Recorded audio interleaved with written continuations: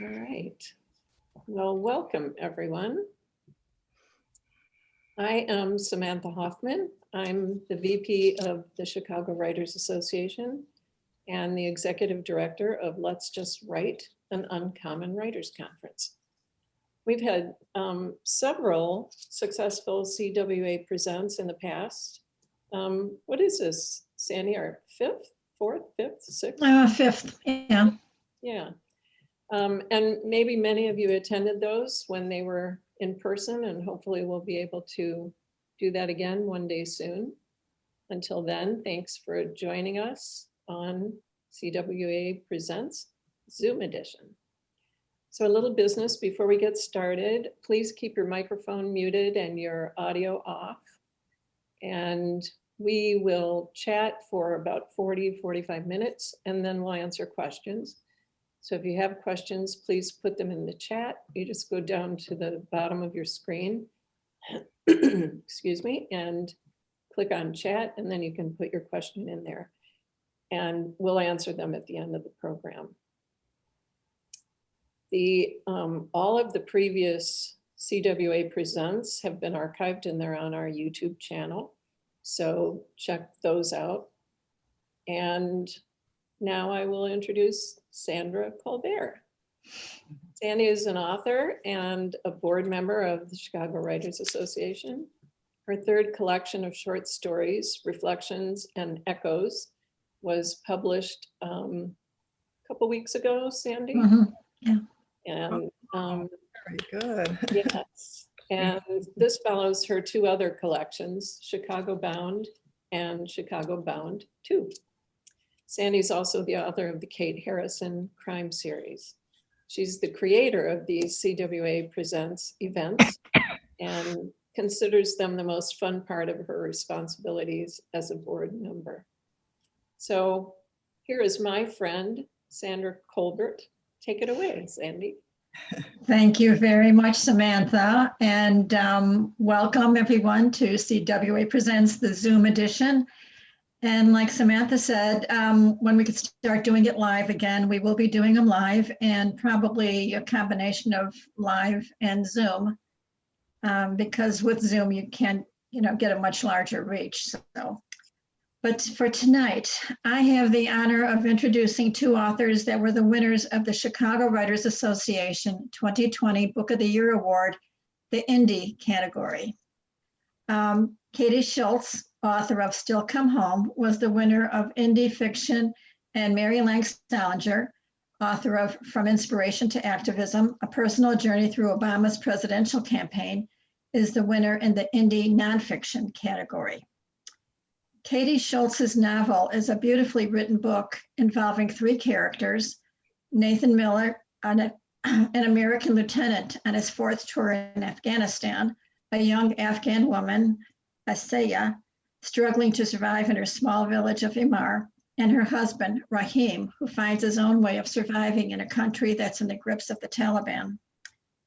Mary Sallinger's book, From Inspiration to Activism, A Personal Journey Through Obama's Presidential Campaign, is an inspiring story of what one person can do by becoming part of a political campaign, but also it's a message as far as what can be done when dedicated to any cause that can affect change in our society.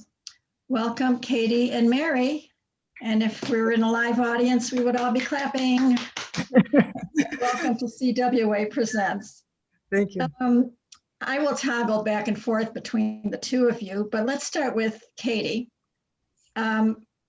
Even before I got to page 3, I was taken not only by your beautifully crafted words, but by the intricate details. I don't think there's a moment when the reader doesn't feel that they've been transported to a sweltering Afghan village. And the young woman, Asaya, and her husband, as well as the military base and the mind of this American soldier. The details and the conversation between the soldiers are so real. The details of the camp are so real. It feels like you've once lived in a military base in Afghanistan. So please tell us a bit about yourself and how this brilliant book came to be. Oh, thank you, Sandy. That's really generous. I'm sure. I'm glad you could feel the landscape because that's where story begins for me so often, with image or landscape, and plot and character come from there. Um, my first book is a series of flash fiction set in Iraq and Afghanistan. And I was sort of getting my sea legs then. I didn't know I would ever write. In fact, I probably would have told you, I'll never write a novel if you had asked me when I was working on that first book. But what I was doing then was a bulk of that nitty gritty research that you thankfully just experienced as story in the novel. Um, but I mean, like looking at Google Maps and doing Google image searches, looking at documentaries to see, well, what does it look like in a small village? Reading about 21st century warfare to understand the right names of weapons, how rank works, what we're capable of, what barriers we have in getting supplies, and so forth. So a lot of that work had been done for the first book. And I tell people it was like it would have been easier to write a book putting penguins on Mars and making that believable than to do this, because I'm not from a military family and I haven't been to the Middle East, and I have not experienced. I mean, we are in a war right now. We are all part of a wartime country, but I have not experienced in the ways in which my characters did by any means. So that research had been done. The heart research is research we're always doing. For me, though, the next level came with regard to the novel Still Come Home at the level of craft in terms of prose glue, by which I mean, what do you say when you have to go on for more than 2 pages, which I honestly really had to teach myself how to do. So it was really a matter of studying writers I admire, how they do what they do, and what I liked about it and why. So Ursula Hedgie comes to mind, and the structure and shape of her novels was especially helpful. Anything written by the author Claire Davis comes to mind. So it was more immersive in that sense to bring Still Come Home to life.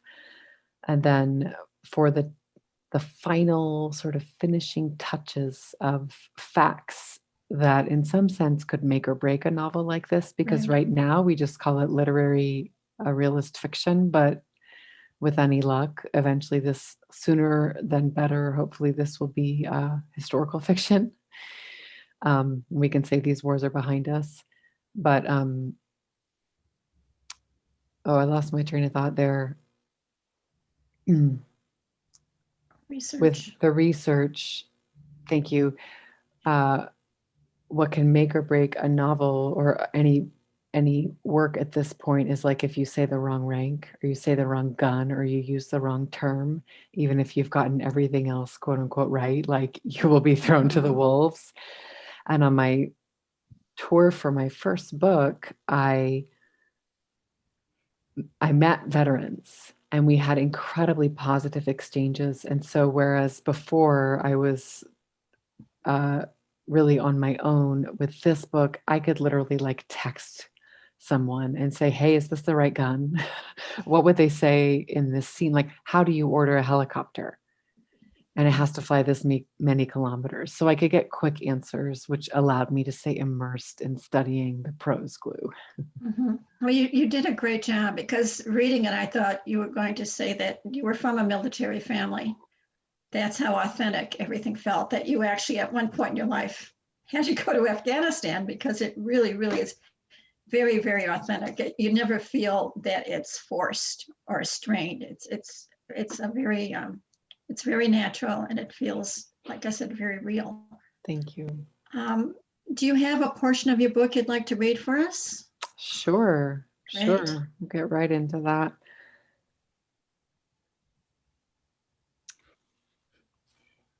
This is from one of the chapters that focuses on Asaya, the 17-year-old Afghan girl. So please remember that she is in a full burqa. And in this scene, she has deliberately disobeyed her husband's orders and really cultural expectation and has gone out of the house unaccompanied. There's a small boy who sort of tags along. That gives her a little safety, but what she's doing is really dangerous in her context. Asaya glances up and down the block.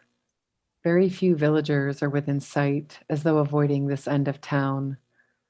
It's been years since she's ventured this far, and the space seems somehow different, closed off, as if it's holding its breath. Go on, she says, handing the boy a few bills. I need you to buy that book in there and bring it to me. Gazelle nods and folds the money into his fist like a wafer. He flees through the shop door, bells ringing as it slams shut behind him. Asaya crosses the street and waits on the corner. It was her fortune to meet Gazelle. It had to be. Good fortune that her husband Rahim earns money too. If life allows, Rahim will agree to adopt Gazelle, and Asaya will be able to wander freely again, him tagging along. She gazes at the sky, cloudless and anemic blue. Morning doves balance on nearby rooftops. The birds look dull, brown, the same color as the alleys, the side roads, the brick walls that are built and then blasted and then built again between regimes. The same color as the dirt beneath Rahim's fingernails after a day working the creek beds. She paces alongside the street and pinches her forearms. The morning doves lift from sight, and she follows them with her gaze. Silhouetted against the sun's rays, the birds turn black, beautiful. Within seconds, they're swallowed by the sun.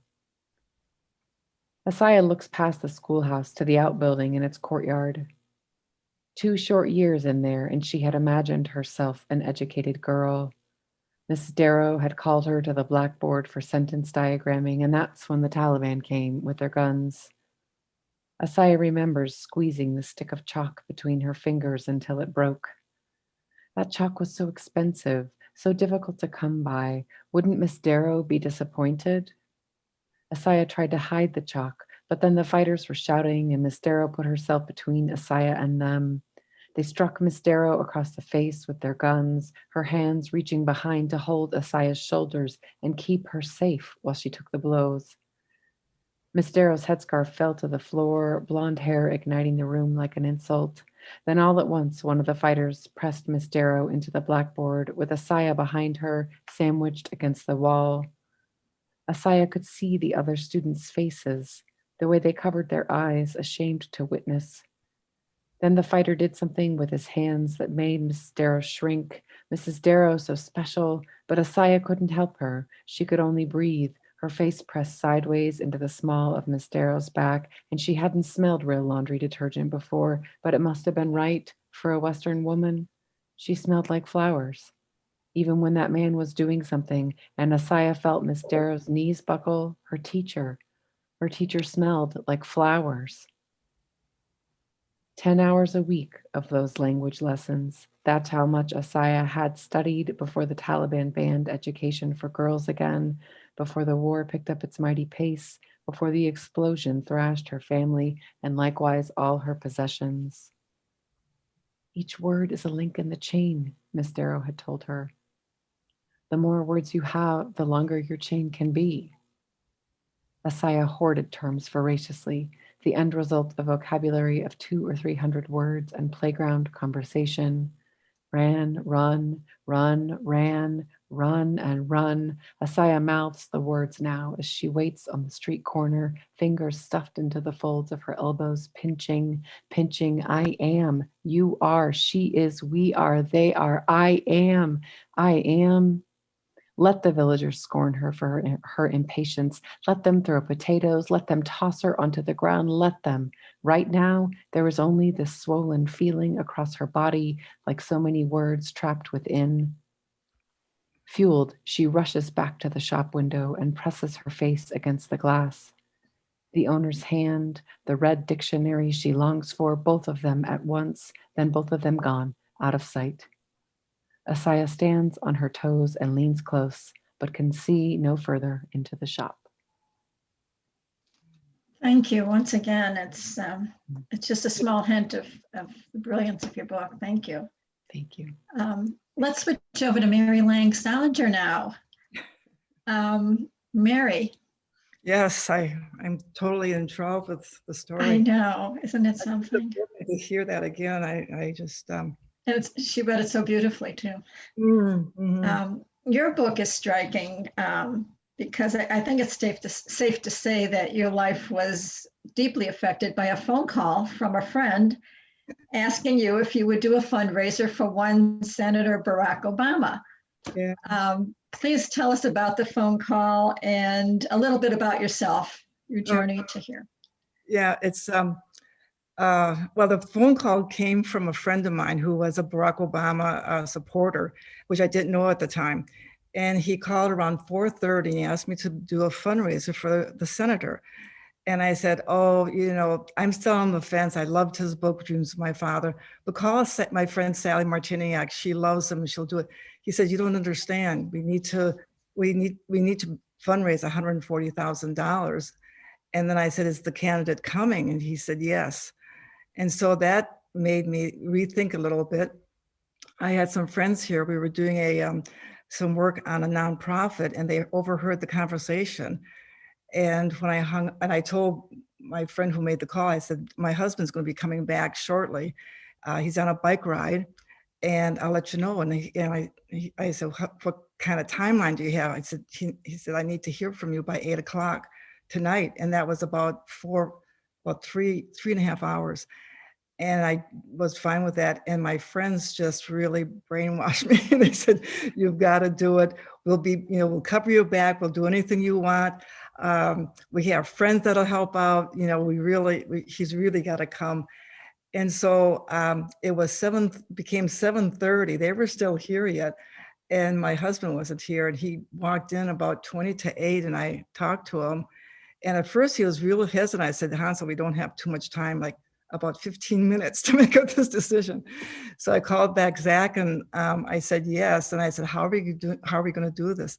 He said, I'm not too sure yet, but we'll figure it out, Mary. And so 4 of us, there was the event at my house. And then they did it was a rally down at Monona Terrace. We changed it 3 different times because it was filling up so fast, and we made that goal. But most importantly, though, all the people that were in this room, how it affected their lives too, and seeing him, he was 23 points below Hillary, and people I found out later after I was asked to serve on the National Finance Committee for him, they were saying that people were jumping off the campaign. So it was a tenuous time for him. We can get more into that. I was going to read a little excerpt of that first day and along with something else. But my background, I was raised in a Republican family in a very small farming town in the middle of Wisconsin. And politics was, I didn't really get involved until I ran for mayor. And I was always doing a fundraiser, either for a politician or a nonprofit. And they were always successful. And so I got that call because, Zach, I had that reputation. And I never worked as hard as my life because I never done that type of fundraising ever. But passion, I went back to the book again, and his book, this is what Katey says on her website too, words and books do change us, and they do bring us together. And Dreams of My Father, from my father, just, I couldn't shake it. I saw him on TV, and I thought, God, who is this young man and everything. But I just took a big risk. But sometimes we think too much. Sometimes we just should listen to our conscience. The old Jiminy Cricket type of thing. Mm-hmm. I think I tell people passion is the most important thing. I've seen so many people do in this race and also in the nonprofit world. When there's something that they are in love with, that they believe in, many people surprise themselves in what they can do. And that energy stays with you for a long time. And some of the people I've met in 08 have become dear friends because of kindred spirits, same type of values, wanting to make a difference, wanting to include everybody. And so that was a far cry from my small town and being, coming from a Republican family, we never talk politics. But being in Madison, I have a lot to give back to. I was doing a lot of volunteer work with the community. And I had a retail store on a couple stores on State Street. And those skills were a very easy switch from going to retail politics. Mhm. And not, when you open up your own store, it was from a term paper from a 2-year college. And I had some really tough times at the beginning. And I just couldn't fail. I told myself I had to pay my father back the loan. There are more kids at home for college. And so that gumption, maybe that's a good word to, Right. I brought that type of gumption and energy into that. I did 12 events in the state of Wisconsin in 14 months. Wow. Wow. And with the help of a lot of other people, by the way. Right. Right.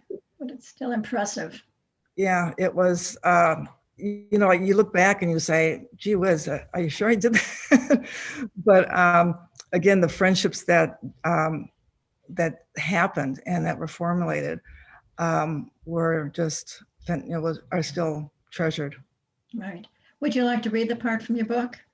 Yeah, I have 2 parts, actually. I just wanted to tell a little bit about the day of the event. There's so much in the book about the day of the event, but one, I didn't want to go over too much in time. This part is when Michael O'Neill, who was from the Obama campaign, was my contact person and helped me for the fundraising. He was with the senator at the time. And it shows, I'm sharing this with you because it shows what the Obamas risked, even this early stage of the campaign. And that made me very passionate and worked very much harder for Obama. Michael O'Neill phoned, informing me that the Monona Terrace event had ended and they were on their way to our house. The Secret Service had stopped by just a few minutes earlier with additional precautionary security. I hadn't expected this change. It was double the number of Secret Service agents that I'd been told. Dan, who is the Secret Service contact person, what's going on? We got calls last night, Mary, he said. Dan meant threats. He didn't need to elaborate. His words burned in my ears and took my breath away. This was Madison, the Tenny Park neighborhood, a neighborhood where people often left their doors unlocked. We have lived here for over 30 years. It was one of the most liberal, safe places in the state, maybe in the whole Midwest. If Obama wasn't safe here, where could he be safe? It jarred me. I realized what this man was risking by running for the presidency. And it was still so early in the race. He was third behind Hillary and John Edwards. I didn't know what these precautionaries entailed. The agents kept a yellow case close at hand next to the photo line room. Dan took me to the room and told me it contained an oxygen mask for Senator Obama in case of a gas attack. He also said, I wish I could open up my suit jacket and show you what I have. Sheriff David Mahoney told me later that he got calls overnight asking him to put barricades up at our block and to bring extra deputies. This reality saddened both of us. We can't, I share this because so many people wanted Michelle to run for president and they can't say these things, but this is the main reason they took such a risk with their family. And like I said, he was 23 points below. He was was USA Today a couple of days before my event. It was saying that he wasn't going to win and that they should probably go on to the other candidates. So the next one is, I went to 4 different states to knock on doors for him. And one of the most challenging was in Pittsburgh and South Pittsburgh. And we got a call up here in Madison saying that Pittsburgh needed volunteers to knock on doors. And could we go? And there are two cars loaded with people, two young teenagers from Stoughton High School. They're going to write again, writing comes into play again, writing an article for their school newspaper about knocking on doors. So this excerpt comes from after a couple of 5 days of pretty rough door knocking. We got dogs barking at us, doors were slamming in our face, people didn't want to talk to us. Kind of keep in mind, this was South Pittsburgh, where the steel mills never came back. It was a very prosperous area until China came in with the steel mills. And so we definitely saw the anger from the people. This was on Monday, the day before the election. On Monday, the day before the vote, we were trying to cover as much ground as possible. We kept sliding the side doors of Renee's van open so Joan, Neil, Blake, and I could jump in and out like parachute troopers as we cruised down the streets handing out information, leaving door hangers on the doors when people didn't answer. That morning, we landed in a trailer park. Blake and I took the lower half of the map, and Joan and Neil took the upper part. Renee stayed with Joan and Neil. Their list was larger and more spread out. Not too many people were at the trailer park were at home. The ones who did answer the doors were surprised to see us. And a few were even talkative. When we turned the corner, we saw our next knock. This trailer had an old Confederate flag hanging on the outside of it. I sighed. The campaign said not to take any risks, that our safety was always first. But it was mid-morning and Blake had his cell phone and Renee was no more than a few minutes away. All the names on our sheets at one time voted Democratic. I told Blake I would be careful. Blake was one of the high school kids. He stood at the side of me next to the wall of the trailer with his cell phone in his hand. The person answering the door could only see me. After I knocked, I heard a TV in a male smoker's gruff voice who asked someone to go to the door. Slowly and carefully, a small girl opened the inner door. I said, hello. She was about 5 years old and pretty, but she looked like she hadn't had a bath for quite a while. She turned from me and said, Grandpa, there's a lady here. What does she want? The girl had beautiful, sparkling, bright eyes. She asked me what I wanted, opening the door a little wider. I showed her the brochure and I told her I was here to talk about voting for tomorrow. She repeated this all to the man. Now I saw that he was an older man in a recliner, sitting with his legs propped up while watching TV. He turned down the sound. Another young girl was sitting near him, staring at me. She wasn't scared, but just curious and shy. I gave the girl at the door the brochure to give to her grandpa. After taking it and giving it a look, he said, I've seen the N-word on TV. There was no anger in his voice. To him, the N-word was just another word. I inhaled and said, yes, Obama's gotten a lot of publicity. I told him that the Pennsylvania primary election was the next day. I reminded myself I was in a different culture. He asked me to come in. I said I didn't have much time. He asked me why I was knocking on his door. My quote, I said, I thought long and hard about going out and volunteering for Obama. I was convinced our country would be better off because I felt I could trust him.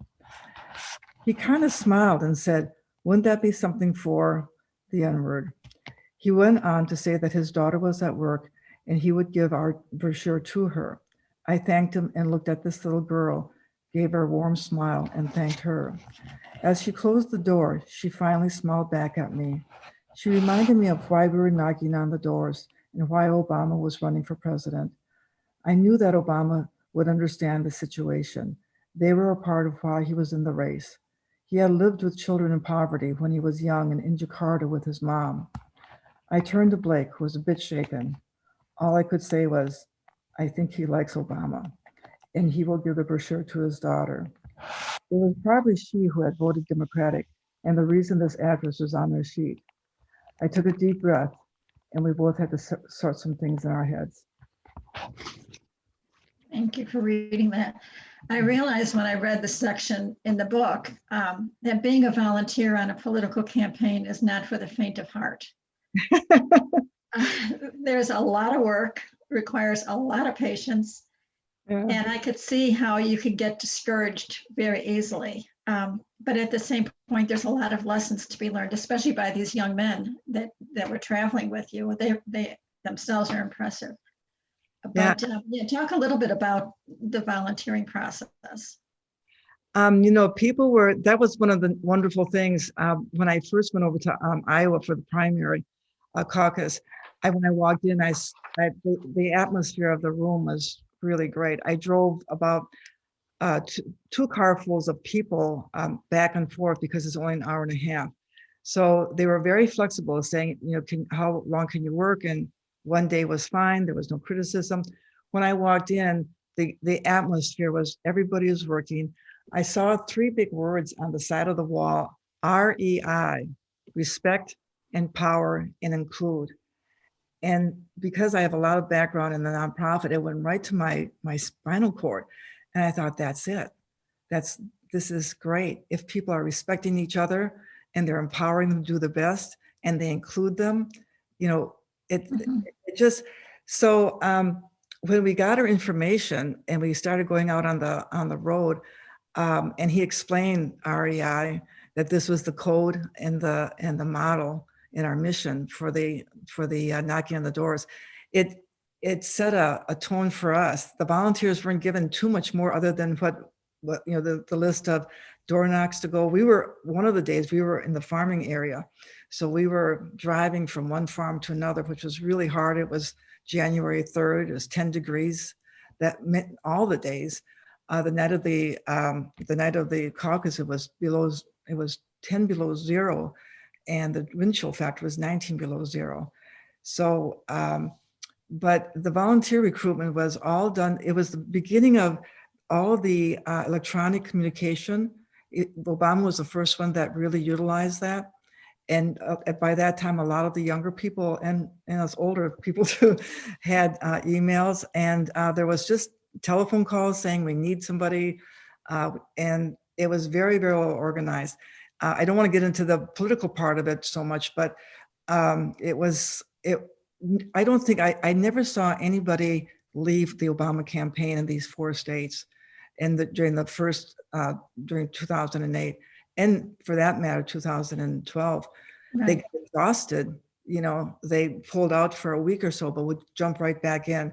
And I think it was because of the respect that they had. Right. Even some other campaigns, and that respect wasn't there. It's one of the reasons why I wanted to have that legacy of REI not to die out, because Right. it was so important. Well, thank you. It worked out really well for everyone involved. He wasn't supposed to win. Right. You guys did a good job. Yeah. Katey, let's go back to you. I know you've won a number of very well-deserved awards. And your book is a reminder of what the troops endure and continue to endure to this day. What has the response been like from the public and from the members of the military? Thank you for asking. It's been very positive.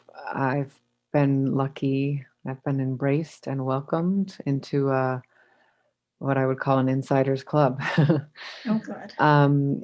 But I will also say, every member of the military that I interacted with in the context of my books was also incredibly articulate and well-mannered. And I don't know that if they directly disagreed with me, they would have called me out in that type of situation, But what I can share with you is that I had a sort of turning point early on in the draftings for my first book. Before I even knew that it would ever be published, let alone that I would spend like 8 years writing about wars that we are now, involved in for over 2 decades. And I had a residency in Sitka, Alaska, and the director of I had gotten there the night before, flown across the country, and my reading was the next day at the public library, and there were maybe like 30 or 40 people there. And right before I went up to the podium, the director came up to me and she said, "Oh, good, he's here." And I said, "Who?" And she said, "Oh, Brian, he just got back from Iraq." And I thought, okay, this is it. Like, I am in a super big military state. I have a fresh veteran in the audience. If I am ever going to be eaten alive, it's going to happen now, and I'm ready to learn. And what happened was I read my, for like whatever 20 minutes or so, and then the Q&A happened, and his hand was like the first hand up. And the director called on him and he said, my name is Brian. I just got back from Iraq. Where did you serve? So Oh, he had wow. thought that I had served, and that, over the course of my month-long stay on that island, we had great conversations. So that just really sort of melted a lot of fears that I had. And then as I went out on tour, I would be on these panels with veterans and often be the only civilian, or certainly very often the only woman. And it meant a lot to have an equal seat at the table. Mhm. And I think it meant a lot to have the opportunity to be, in some cases, for some people listening to me, the first time they heard a civilian capture maybe some of their feelings in a relatable way. Yes. And so that was an honor that I never anticipated. And then I'll also say, on the other side of it, there are very few contemporary female civilian war lit authors in this country. And we found each other quick, because it is a really intense hat to wear. And those women helped me and supported me. And there were a few times when I did get sort of like cornered, or where you sort of just like have to prove yourself more than other people on the panel Mhm. or in the room. And those women had been through that and either coached me ahead of time or like had my back afterwards, by which I mean they like took me out for a double whiskey and said it's going to be okay. And I just learned a lot. So that's a little bit of the sort of book tour author end of it. I will also say, like, the United States Air Force Academy read my book Oh, and flew me out there, and to meet the cadets and talk to them, and to have their faculty who are like, vetted and have served and are incredibly intelligent across more spectrums than I even know exist, say, here's this person, you should listen to her, was really an honor. So that's a long way of saying, in short, it was really well received. I did receive some communiques from Afghan civilians really? via Facebook.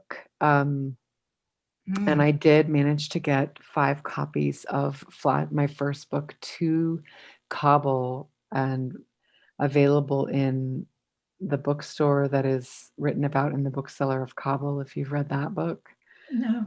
Um, but beyond that, that's where I really ran short. Like, it was very, very hard for all the reasons I'm sure you could imagine, which I'm Right. happy to talk about later if it's of interest to Yeah. particular audience members. But, that's a gap. And I did what I could, and I could say more about that if people are interested. But I just will say, for now, I'm aware, that's only half the story, and there's another half, and I have a whole story to tell about that too, maybe Okay. for another time or an email conversation. Right, Mhm. right. Did you also hear from family members? Because you do touch on that, well, more than touch on PTSD. And once again, I thought it came across beautifully, and it helped me even to understand what some of these families are going through when somebody returns from especially a fourth stint in Yeah, Afghanistan. yeah. I can't say that I really researched PTSD. I It's my job to imagine. Yes, It's my job. well, And it's you did a wonderful really, job. it's just a matter of finding a way in to being misunderstood. And we have all felt that. Yeah, So that's it's true. sort of starting there and then really working into nuance, and not being happy with the easy answers, and digging in and digging in. I'll share this quote. I'm going to share this tomorrow too, probably. But I'll share this because Stuart Dybek is a Chicago writer, amazing Yes. Chicago treasure. Yes. And he always says that the truth is in the immediate details of our lives. And so, what are the immediate details of your life when you have PTSD? You know, you can start there. Right. Right. Thank you. He is brilliant. Let's see. Let's go back to Mary just for a quick question or comment. I know the day that Obama won was a joyous day for you. What was the inauguration like? I know I remember crying. Was it? Were you in Washington? Were you in Wisconsin? No, I was in Washington for the inaugural. For the win, I was here. I wanted to be with the volunteers that worked so hard in our state. And many of us were in Monona Terrace, and people in the surrounding area came to Monona Terrace. So I wanted to be with them. They made it happen. You know, Wisconsin was pretty tight at the beginning. And one of the surrogates, Dr. Zorba, was key to the win of the state.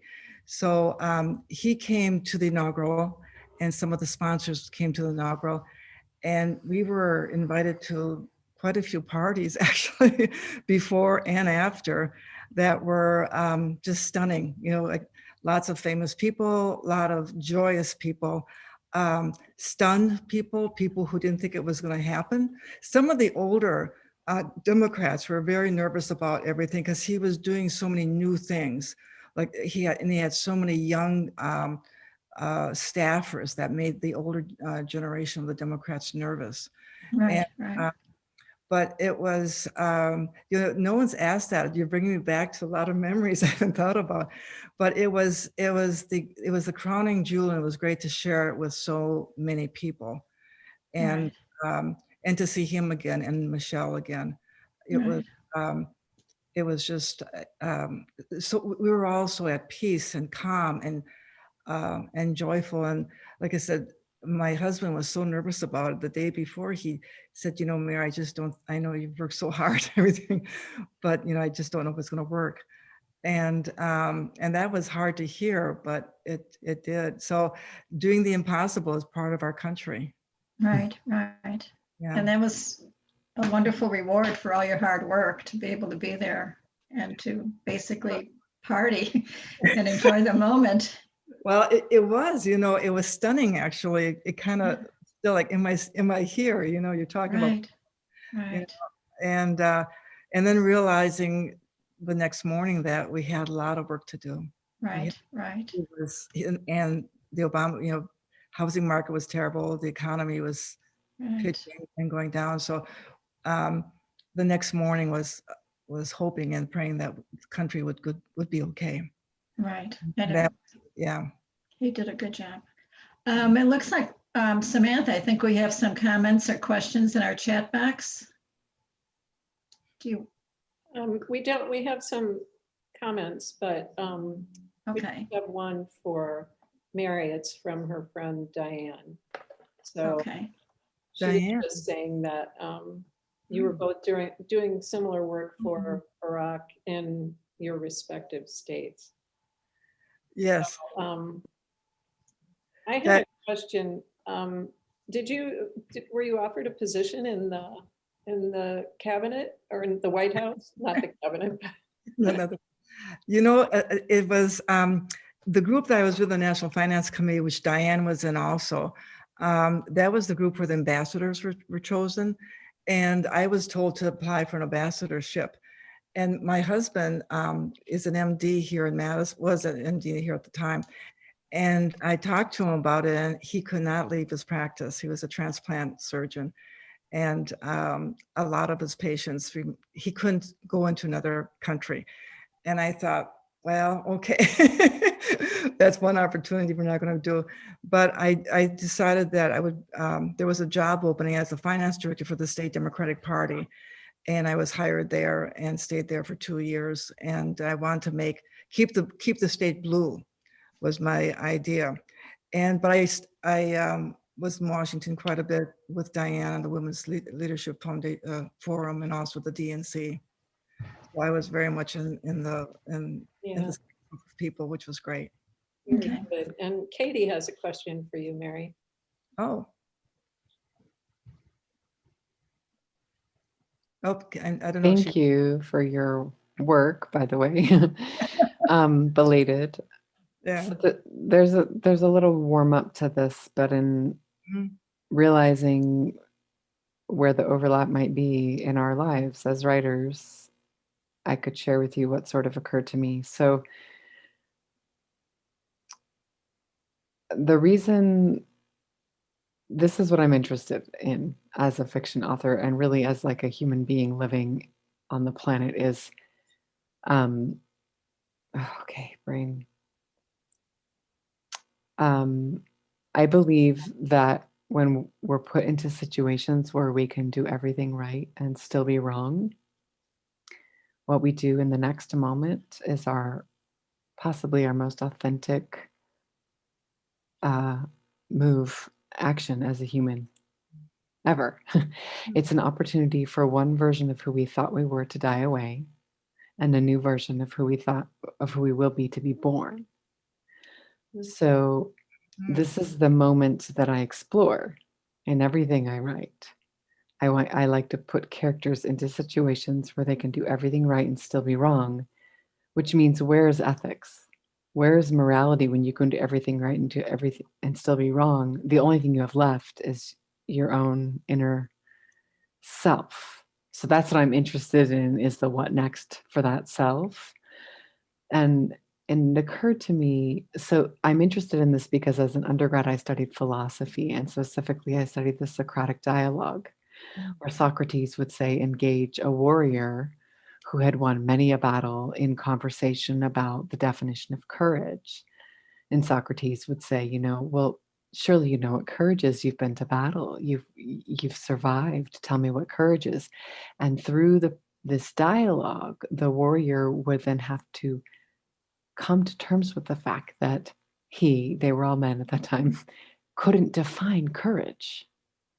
And so in that moment, he could walk away from the conversation and live with some sort of private or public shame, or he could step into this moment of sort of ecstatic uncertainty and learn and grow and change. And it occurs to me that you must have witnessed so many of those moments, or in fact had to sort of perfect a 21st century version of Socratic dialogue in going from door to door. Mhm. And so I wanted to share that with you about my creative interests and then just see what that might bring up for you. I feel like there must be a parallel. Is there? It's a very deep way of describing it, but I'm pretty old, actually. When I started this, I was 61 years old. I'm 74 now. And you would think that at the age of 61, you knew quite a bit. But when I started on this journey, trusting myself, and I brought up passion earlier, but when you do something with passion, most people are doing it for the goodness of what they're in, and they're not afraid of change. That was one of the words that Obama used, is hope and change. It wasn't always respected in the political world, but it certainly was respected with the people who were doing so much. And like I said, I wasn't the only one that was taking these risks, and the ones that took the risk of changing, and listening to your moral compass, I guess, is maybe I think of Jiminy Cricket. Listen, let your conscience be your guide. People, I believe, are born good. There's maybe 5% or 3% that are not so, have psychopathic tendencies. But 95%, 96, 97% of people are good and want to be good. You empower them to be good. It's interesting. I saw this happen with these three words. If you respect somebody, people give that respect back to you. If they can't, they sort of drop by the wayside. And all of a sudden you have this organic group of people, and that we're all focused on one thing, not ourselves, not our personal agendas, but what we have for the general good.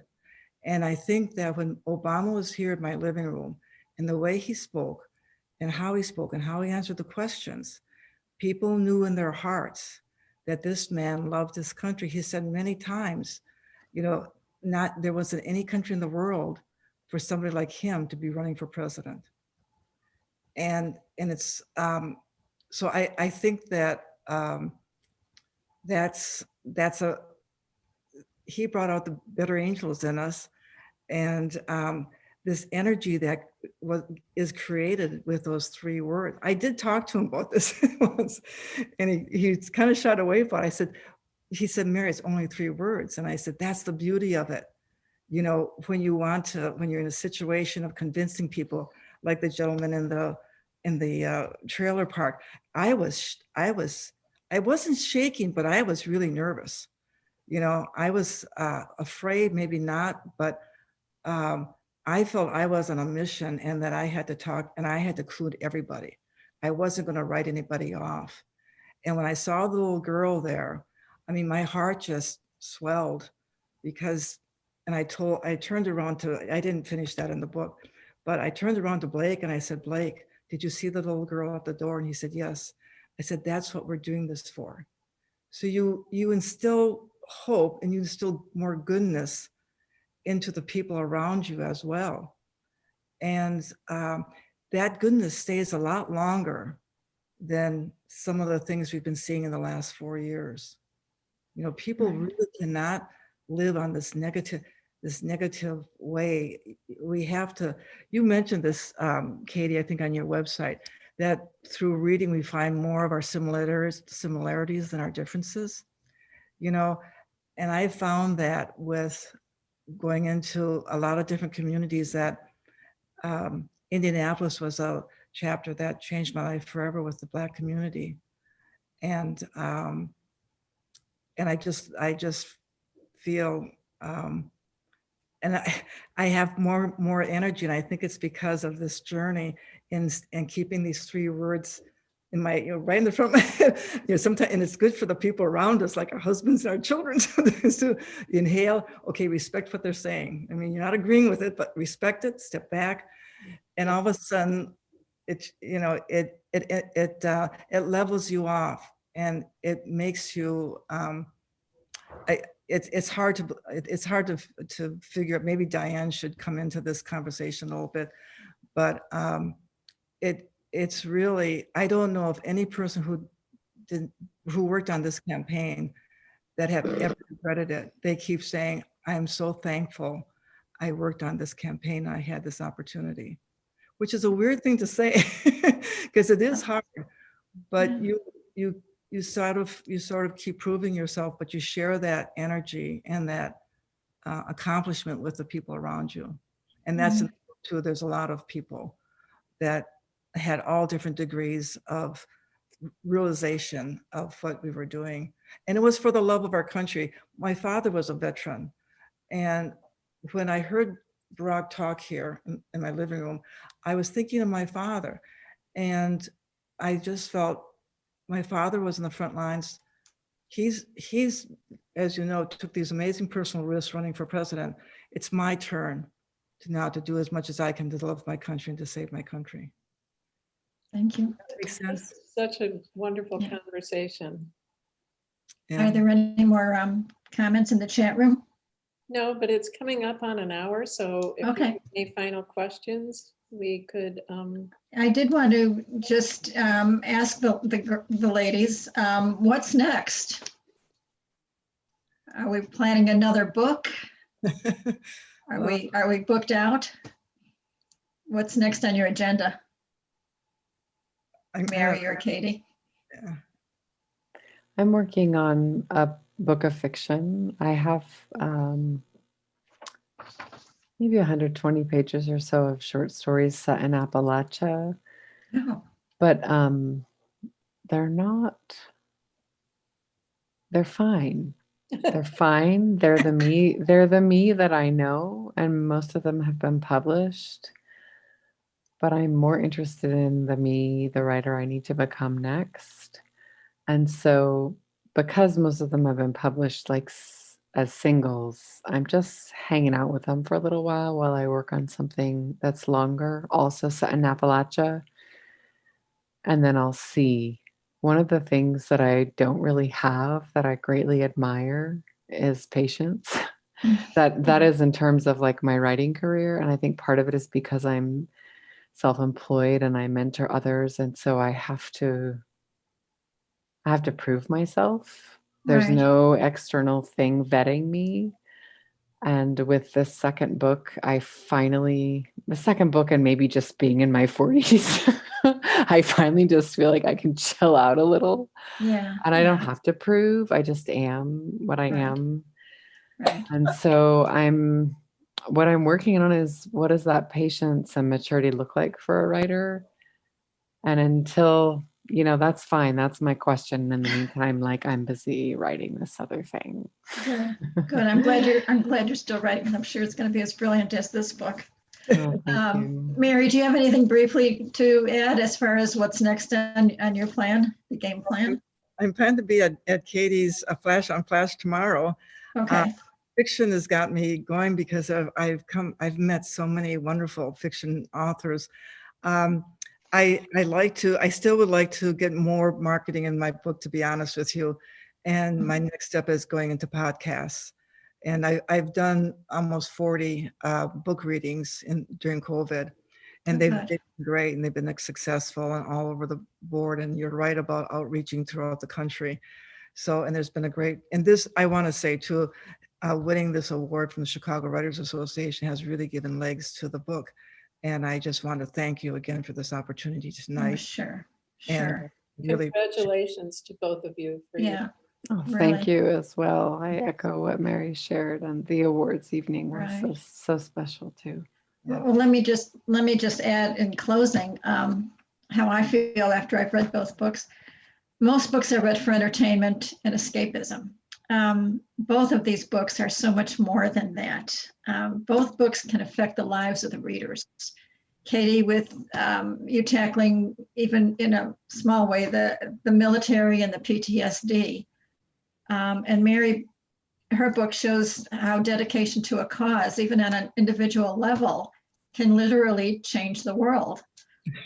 So both books really are remarkable, and you're remarkable writers. And thank you very, very much. I also want to thank our viewers today. Thank you for joining us.